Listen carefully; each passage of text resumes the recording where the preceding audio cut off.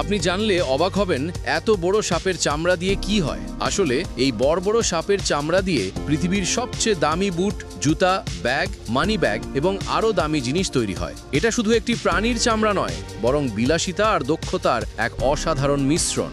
বিশেষ করে এশিয়ার কিছু দেশ যেমন ইন্দোনেশিয়া, থাইল্যান্ড, ভিয়েতনাম আর মালয়েশিয়াতে এই শিল্পটি গড়ে উঠেছে এক বিশাল ইন্ডাস্ট্রিতে। প্রতিদিন সাপ সংগ্রহ করা হয়, মূলত পাইথন, কোবরা আর ওয়াটার স্নেক প্রজাতির সাপ বন্য পরিবেশ থেকে ধরা হয়। আবার কিছু সাপ খামারে বিশেষভাবে পালন করা হয় শুধুমাত্র চামড়ার জন্য। ফ্যাক্টরিতে বড় বড় কাঠের টেবিলের উপর জঙ্গল থেকে ধরে আনা সাপগুলো সাজানো থাকে। প্রশিক্ষিত কর্মীরা অত্যন্ত সতর্কতার সঙ্গে কাজ করে, কারণ সামান্য অসতর্কতায় কারোর প্রাণ যেতে পারে। সাপ মেরে ফেলার পর দেহ থেকে চামড়া আলাদা করা হয়। তারা ধারালো ব্লেড বা পাতলা ছুরি ব্যবহার করে সাপের চামড়া ছাড়ানোর জন্য।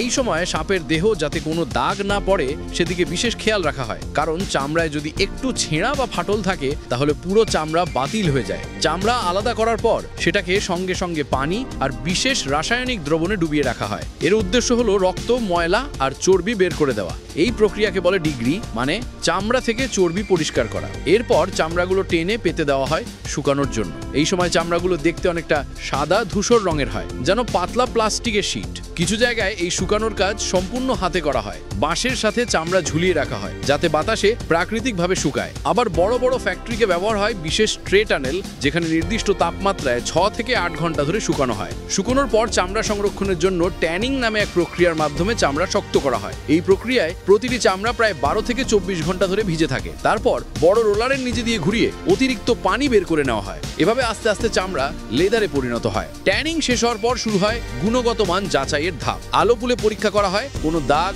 গর্ত বা ছেঁড়া আছে কিনা। এখানে নির্ধারণ হয় চামড়ার দাম। যেই সব চামড়ায় প্যাটার্ন বা স্কেল একদম নিখুঁত থাকে সেগুলো যায় লাক্সারি ব্র্যান্ডের কাছে, যেমন গুচি, প্রাডা। আর একটু ত্রুটিপূর্ণ চামড়াগুলো ব্যবহার হয় সাধারণ লেদার পণ্যে। চামড়াগুলো ডিজাইন অনুযায়ী কাটা শুরু হয়। প্রতিটি অংশে থাকে নাম্বার কোড, যাতে জানা যায় কোন চামড়া কোন ব্যাগ বা জুতোর জন্য ব্যবহৃত হবে। একজন দক্ষ কর্মী প্রতিদিন প্রায় 30 থেকে 40টি চামড়া প্রক্রিয়াজাত করতে পারে। তাদের অভিজ্ঞ চোখে বোঝা যায় কোন অংশটা সবচেয়ে সুন্দর স্কেলের আর কোনটা বাদ দিতে হবে। এই পর্যায়ে চামড়ার নিচের অংশে বিশেষ স্ট্রেচিং করা হয় যাতে সেটি শক্তিশালী হয়। যখন তা পুরোপুরি শুকিয়ে শক্ত হয় তখন সেটা যায় পরবর্তী ধাপে রং ও ফিনিশিং এর জন্য।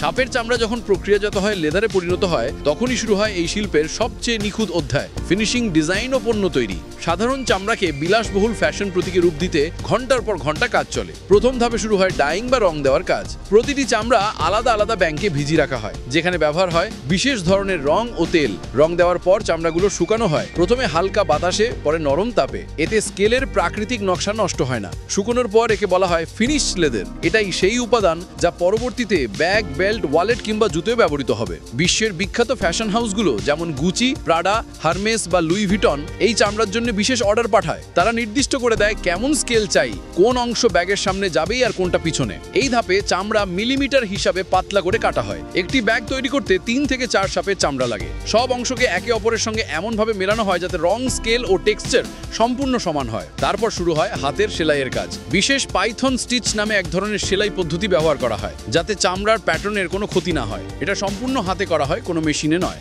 একজন দক্ষ কর্মী একটি মাত্র ব্যাগ তৈরি করতে প্রায় 2 থেকে 3 দিন সময় নেয়। ব্যাগ বা ওয়ালেট তৈরির পর শুরু হয় ফিনিশিং। এই ধাপে তৈরি হয় বিশেষ তেল, ওয়াক্স আর চকচকে কোটিং। এর ফলে ব্যাগ উজ্জ্বল এবং ওয়াটারপ্রুফ হয়। কিছু ব্যাগে গ্লসি ফিনিশ দেওয়া হয় যাতে আলো পড়লে সোনালী ঝলক দেখা যায়। আবার কিছু ব্যাগে রাখা হয় প্রাকৃতিক স্কেলের টেক্সচার যাতে সত্যিকারের সাপের চামড়ার মতো লাগে। শেষে ব্যাগগুলো 24 ঘন্টা কাঁচের ভিতর শুকানো হয় যাতে রং আর পলিশ ঠিকমতো বসে যায়। সব প্রস্তুত হওয়ার পর প্রতিটি পণ্যে আলাদা সিরিয়াল নাম্বার যুক্ত করা হয়, কারণ আন্তর্জাতিক বাজারে প্রতিটি সাপের চামড়ার ব্যাগের জন্য আইনি ট্র্যাকিং কোড থাকা বাধ্যতামূলক। তারপর প্রতিটি ব্যাগ আলাদা বাক্সে প্যাক করা হয়, বিশেষ কাগজে মোড়ানো হয় যাতে স্কেলে কোনো ক্ষতি না লাগে। তারপর সেগুলো রপ্তানি হয় ইউরোপ, আমেরিকা ও মধ্যপ্রাচ্যের বিলাসবহুল শপিং মলে। একটি ব্যাগের দাম দেওয়া হয় প্রায় $1000। কিছু বিশেষ ডিজাইনের ব্যাগ বিক্রি হয় $20,000 পর্যন্ত। মাঝারি সাপের চামড়া স্থানীয় বাজারে $50 থেকে $100 বিক্রি হয়, কিন্তু প্রক্রিয়াজাত হয়ে ব্যাগে পরিণত হলে দাম হয় কয়েক $1000। ইন্দোনেশিয়া আর থাইল্যান্ড এখন বিশ্বের সবচেয়ে বড় পাইথন লেদার এক্সপোর্টার। প্রতি বছর এই দুই দেশ থেকে প্রায় 4 লক্ষ সাপের চামড়া রপ্তানি হয়, যার বাজার মূল্য প্রায় $300 মিলিয়ন। একসময় মানুষ সাপকে প্রচুর ভয় পেত, আজ সেই সাপই বিলাসিতার প্রতীক হয়ে উঠেছে। এটাই ছিল ফ্যাক্টরিতে সাপের চামড়া থেকে ব্যাগ তৈরির সম্পূর্ণ প্রক্রিয়া। ধন্যবাদ।